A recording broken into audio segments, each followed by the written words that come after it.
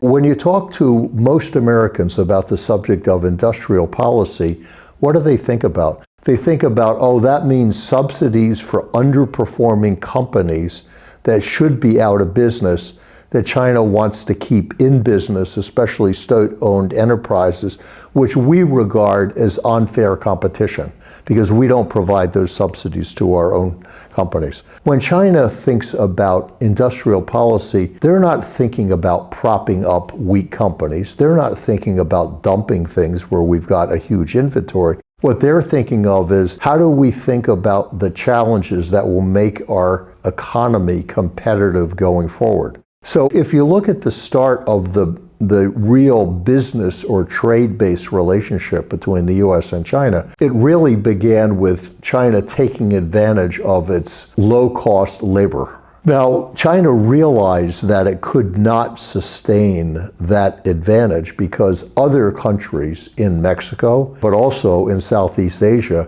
had lower costs than China did. So China set out to become the global leader in high-end manufacturing, high value-added manufacturing. And then when we got to, roughly about 7 or 8 years ago, China made the assertion, which was right and everyone agreed with it, that the battlefield is going to shift to high advanced technologies.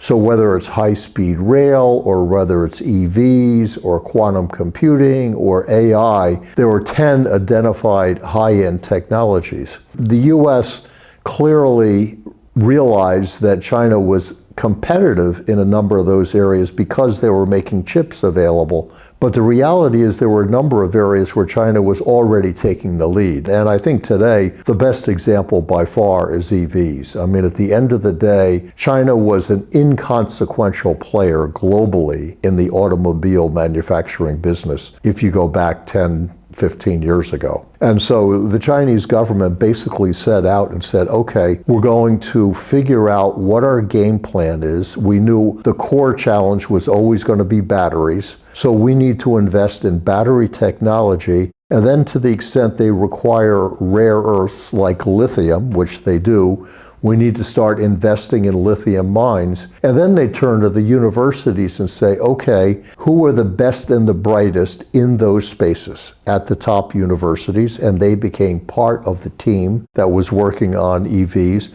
And then the same thing on the company side. Who are the companies who are doing cutting edge technologies in those technologies that relate to EVs? Well, the story is a pretty compelling one. I mean, today, when you talk to people who go to the Shanghai Auto Show, everybody was paying attention to the Chinese EV companies because they were the most sophisticated, most advanced. It's interesting that the US is now recognizing that in the area of chips, for them to maintain a competitive advantage in the high-end chips, the nano chips, they're going to have to subsidize the US chip industries. But the US has no experience in how do you actually bring to fruition in industrial policy. So the ability to actually figure out what companies you want to partner with, who ought to get what kind of subsidy, how do you work with universities to tap